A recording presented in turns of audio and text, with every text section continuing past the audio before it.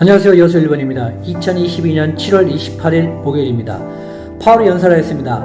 그리고 나스닥이 폭등하였습니다. 특히 그 앞으로 매도 타이밍 함께 공유해 보겠습니다. 구독, 좋아요, 알림 설정하셔서 언제 사야 할지 팔아야 할지 정보를 아시면 큰 도움이 되리라 믿습니다.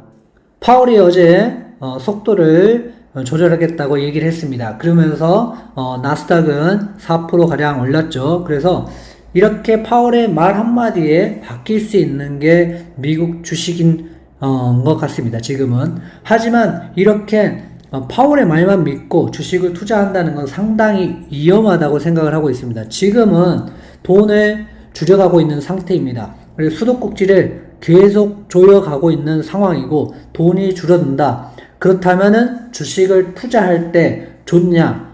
그렇게 좋은 상황은 아니라고 생각을 합니다. 그래서 여러분들이 지금 나는 몰빵하겠다 하신 분들에게는 상당히 위험한 시기이다. 그러니 앞으로 지금 경기 침체가 다가오고 있고 그래서 그것을 대비해서 현금과 예수금을 준비하는 것이 좋지 지금 몰빵해서 지금 잠깐 오른다고 투자하시는 것은 좋은 방법이 아니라고 생각합니다. 메타가 실적을 발표했는데요. 주당 순이익 매출 그렇게 좋지 않았습니다. 그래서 어제는 6%가량 올랐지만 다시 4%가량 지금 떨어지고 있는 시장의 모습을 보여주고 있습니다. 그래서 실적이 좋지 않다면 이렇게 떨어질 수 있고 금리 인상에 대한 발표를 할 때마다 계속 올랐지만 그 후에 어떻게 되셨는지 여러분들이 자료를 찾아보신다면 다 떨어졌다는 것을 알 수가 있습니다. 그래서 그때 환호할 때 어느 정도 올라갔다가 다시 이렇게 떨어지는 모습들 보였기 때문에 이 부분 조심하시면 좋을 것 같습니다. 미시간 소비자 심리 지수인데요. 지금 쭉 떨어져서 58.4까지 지금 떨어져 있는 상황입니다. 그래서 이렇게 심리가 좋았다가 지금 이렇게 곤두박질 치고 있는 모습을 볼 수가 있습니다. 심리지수와 함께 여러분들에게 말씀드리고 싶은 건요. GDP가 지금 마이너스 1.2가 나올 것이다 라고 얘기했습니다. 마이너스 1분기 1.6 이번에 마이너스 1.2 만약에 마이너스가 또 나온다면 기술적으로 경기 침체가 올 수 있는 확률이 높아진다. 계속 말씀드리고 있습니다. 그래서 물론 이게 나오지 않을 수도 있지만 그래도 지금 그렇게 경기가 좋은 모습은 아니다. 그리고 경기 침체가 올 확률들이 많다는 여러 지표들을 볼 수가 있습니다. 아까 얘기했던 소비자 심리지수 하락에 대해서 말씀드렸는데요. 소비 심리가 하락하면 재고가 증가할 수밖에 없습니다. 월마트 지금 재고 쌓여있는 거 못 팔고 있죠. 그렇게 되면 실적이 둔화가 됩니다. 그래서 월마트만 그러냐? 다른 것들도 마찬가지입니다. 그래서 지금 애플도 마찬가지고 알파벳도 마찬가지고 메타도 마찬가지고 여러 빅테크 기업들이 고용을 축소하겠다 라고 얘기를 했습니다. 그러면 어떻게 될까요? 실적 악화로 인한 경기 침체가 올 가능성이 상당히 높아진다는 겁니다. 왜냐하면 지금 만약에 투자를 했는데 돈을 못 벌어요. 그러면 가장 먼저 줄이는 거는 인력을 감소하게 돼 있습니다. 우리나라는 지금 인력을 감축하는 해고하는 게 상당히 어렵지만 미국은 내일 당장이라도 해고를 할 수 있는 시스템을 가지고 있습니다. 그래서 이렇게 만약에 고용을 축소하고 실적이 악화돼서 경기 침체가 된다면 실업률이 증가할 겁니다. 지금은 실업률이 상당히 좋습니다. 하지만 3.6으로 상당히 좋지만 이렇게 된다면 실업률이 증가할 가능성이 있습니다. 지금 파월이 얘기하는 거 우리 실업률 좋다, 괜찮다, 우리 버틸 수 있다, 경기 침체 안 온다라고 얘기했지만 과연 그게 언제까지 이어질지는 여러분과 저가 함께 두고 보면 좋을 것 같습니다.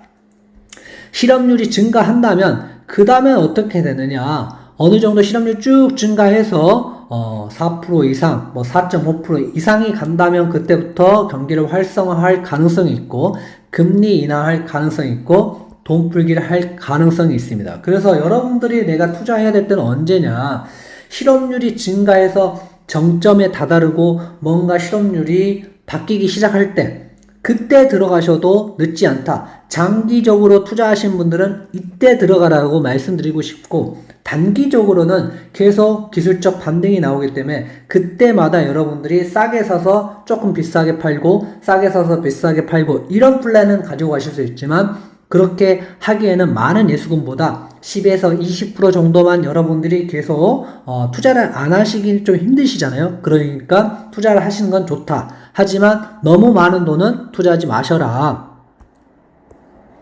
그래서 장기 플랜은 현금을 가지고 기다린다. 언제까지요?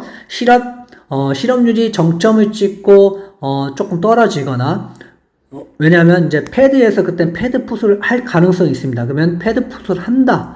그러고 했을 때부터 분할 매수를 들어가기 시작하셔도 늦지 않다라고 보고 있습니다. 그때를 기다리시면 좋을 것 같습니다. 그리고 단기적인 플랜은 기술적 반등이 TQQ 기준 38불, 48불, 56불에 분할 매도를 해서 수익금을 챙기시길 바랍니다. 지금은 장타를 치려고 이제 바닥이야, 끝까지 갈 거야, TQQ 1000% 될 거야, 이런 생각보다는 내가 10%만 먹어도 15%만 먹어도 아니면 8%만 먹어도 나는 괜찮다 생각하고 방망이를 짧게 잡고 분할 매도로 하시는 게 단기로 여러분들이 접근하시는 분들에게는 가장 좋다라고 말씀드리고 싶습니다. TQ를 보시면 이렇게 쭉 떨어져서 다시 올라왔습니다. 그래서 어디에 분할 매도를 해야 되냐, 만약에 올라온다면 38불, 48불, 56불에 분할 매도를 조금씩 해가시면 좋을 것 같습니다. 물론 여기까지 안 올 가능성도 있습니다. 하지만 여러분들이 이쯤 오신다면은 분할 매도를 하셔서 수익 거두시면 좋을 것 같습니다. 제가 여러분과 얘기했을 때 35불부터 26불까지 예수금 20%를 가지고 투자를 하시면 비중 조절하셔서 35불에 한 주, 그 다음에 34불에 두 주, 이렇게 26불에 10주, 그 다음에 25불부터 18불까지 비중 조절 사시면 좋을 거라고 했습니다. 그래서 21불까지 사셨으니까 지금 우리의 평단은 만약에 사신 분들은 거의 25, 6불대가 이루어졌을 거라고 봅니다. 그래서 이러신 분들은 지금부터 내가 언제 팔아야 될지를 고민을 해보시면 좋을 것 같고요. 그래서 이때는 분할 매도를 하셔서 어느 정도 수익을 좀 챙기시면 좋겠다 라고 말씀드리고 싶습니다. 그리고 장기 플랜을 가지신 분들은 18불 때까지 기다리셨다가 그때부터 분할 매수에 들어가도 늦지 않는다 라고 말씀드리고 싶습니다. XXL도 지금 많이 올라와 주었습니다. 하지만 우리가 생각했던 그 지점보다는 많이 올라와 주지 않았기 때문에 XXL도 만약에 오른다면 30불부터는 분할 매도 들어가시는 게 좋다라고 말씀드리고 싶습니다. QLD는 지금 이렇게 올라갈 때는 저는 매수가 좋지 않다고 생각합니다. 제가 매수를 말씀드렸던 건 떨어질 때만 이렇게 비중 조절하셔서 매수를 하시는 게 좋고 올라갈 때는 아니라고 말씀드렸습니다. 그래서 제 의견과 다르신 분도 있겠지만 만약에 저와 함께 하셨다면 그래도 높은 평단가를 가지 않고 낮은 평단가를 가지고 있기 때문에 이 부분 또한 좋을 거라고 생각을 하고 있습니다. SS도 보시면 59불부터 이렇게 쭉 사왔습니다. 그래서 올라갈 때는 사지 마시면 좋겠다 라고 했고 떨어질 때만 이렇게 내가 산 구간보다 더 떨어질 때만 사셨다면 그래도 평단은 한 이 정도 50불 정도 지금 와 있을 거라고 생각합니다. 그래서 이렇게 사시면 손해를 안 보지만 올라갈 때마다 사셨다면 손해를 보셨을 가능성이 크다 이렇게 말씀드리고 싶습니다. 지금 애플이 이렇게 쭉 치고 올라가고 있습니다. 그래서 저희는 언제부터 사셨죠? 57불부터 사셨죠. 이렇게 올라갈 때 저는 사지 말라고 했고 떨어질 때도 우리 57불 정도 오면 그때부터 사자라고 계속 여러분들에게 말씀드렸습니다. 언제 어떻게 사냐? 떨어질 때만 산다. 올라갈 때는 사지 않는다. 그래서 지금은 올라가고 있기 때문에 지금은 사지 않고 만약에 애플을 장기 투자하신 분이라면 129불 이하로 사시는 건 괜찮고 단기적으로 생각하신다면 어느 정도 올라와 준다면 여러분들이 매도를 고민해 보시는 것도 좋을 것 같습니다. 엔비디아도 마찬가지입니다. 엔비디아도 우리가 지금 한 230불 때부터 이 정도부터 이렇게 쭉 사왔을 겁니다. 이렇게. 그래서 쭉 사왔기 때문에 떨어질 때만 산다. 올라갈 때는 아니다 라고 계속 말씀드렸습니다. 그래서 지금 이렇게 올라갈 때는 여러분들이 만약에 올라가 준다면 그때는 분할 매도를 한번 생각해 보시면 좋을 것 같고요. 여기서 더 장기로 보유하고 싶은 분 140불 이하로 사시는 건 좋다. 이렇게 생각해 주시면 좋을 것 같습니다. 마소도 지금 우리가 288불 이하로만 샀죠. 그래서 241불까지 떨어졌지만 다시 268불까지 지금 평단을 유지하고 있을 것입니다. 우리 평단이 한 이 정도 되죠. 지금 268불, 270불 정도 될 겁니다. 그래서 떨어지면 그때 가서 장기 투자자분은 241불 이하로 사는 건 괜찮지만 지금같이 올라가 있는 장세에서는 사지 않는다. 이렇게 생각하시면 좋을 것 같습니다. 테슬라는 지금 이제 거의 800슬라를 넘어서 와 있지만 머스크에 대한 리스크가 좀 있죠. 그러니까 언제 산다? 우리는 800불 때 한번 샀고요. 700불 때 한번 샀고요. 660불 때 한번 샀습니다. 이렇게 샀습니다. 이제는 522불까지 계속 기다리는 게 좋다. 장기 투자자들은 기다리시는 게 답이다라고 생각하고 있습니다.